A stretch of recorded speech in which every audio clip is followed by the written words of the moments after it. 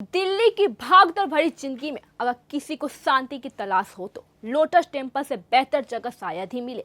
लेकिन नेहरू प्लेस के पास स्थित यह सफेद संगमरमर से बना कमल के आकार का मंदिर अपनी खूबसूरती और अनोखी बनावट के कारण दुनिया भर में मशहूर है।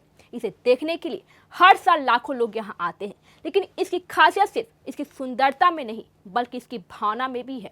यह मंदिर किसी एक धर्म का प्रतिनिधित्व नहीं करता है, बल्कि सभी को एक समान मानते हुए एकता और शांति की संदेश देता है। ज्यादातर लोग इस मंदिर को देखकर यही सवाल करते हैं कि इसे बनाने के पीछे का मकसद क्या था, इसे क्यों बनाया गया था। अगर आपके मन में भी कुछ इसी तरह के सवाल है तो चलिए हम आपको बताते हैं यहाँ से जुड़े कुछ दिलचस्प फैक्ट्स के बारे में।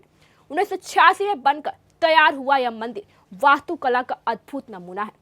इसे देखने पर ऐसा लगता है कि जैसे पानी के बीचों बीच एक विशाल कमल खिला हुआ हो और संगमरमर से बनी इसकी 27 पंखुड़ियां 3 चक्रों में सजी हुई है, जो इसे एक शानदार रूप देती है। इसे ईरानी आर्किटेक्ट फरीबुरोज शाहबा ने डिजाइन किया था। बहाई धर्म के अनुयायी इसे उपासना गृह कहते हैं, लेकिन यहाँ किसी विशेष धर्म की पूजा और पद्धति नहीं अपनाई जाती है। यहाँ कोई मूर्ति या धार्मिक प्रतीक नहीं होता है, केवल मौन ध्यान और प्रार्थना का स्थान है। लोग यहाँ सिर्फ बैठकर अपनी आत्मा को शांति देते हैं और देने आते हैं, चाहे वह किसी भी धर्म या जाति के हो। इस मंदिर के निर्माण में करीब $1 करोड़ की लागत आई थी। इसे बनाने में संगमरमर का इस्तेमाल किया गया था, जो ग्रीस से मंगवाया गया था। मंदिर के चारों ओर 9 दरवाजे हैं, जो इस बात का प्रतीक है कि हर दिशा में आने वाले व्यक्ति यहाँ समान रूप से स्वागत योग्य है। और अंदर एक विशाल हॉल है जिसमें लगभग 2500 लोग एक साथ बैठ सकते हैं। यहाँ ना कोई घंटा बजता है, ना ही कोई मंत्र उच्चारण होता है, बस शांति और सुकून का अनुभव होता है। यही वजह है कि इसे 20वीं सदी का ताजमहल भी कहा जाता है। कमल का फूल भारत की संस्कृति और पवित्रता और शांति का प्रतीक माना जाता है। हिंदू, बौद्ध और जैन धर्म में इसे विशेष महत्व दिया जाता है, इसलिए इस मंदिर की आकृति भी इसी भावना को दर्शाती है। और बहाई धर्म की मान्यता भी यही है कि सभी धर्मों का मूल एक ही है और यह उपासना गृह उसी सोच के दर्शाने के लिए भी बनाया गया है।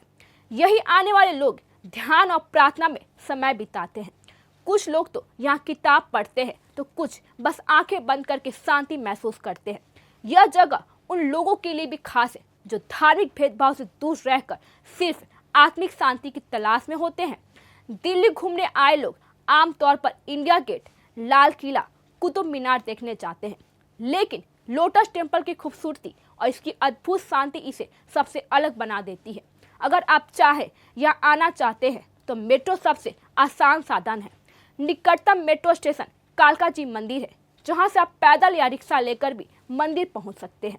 यह मंदिर साल भर खुला रहता है और गर्मियों में सुबह 9 बजे से शाम 7 बजे तक और सर्दियों में सुबह 9:30 बजे से शाम 6:30 बजे तक यहाँ लोग आ सकते हैं।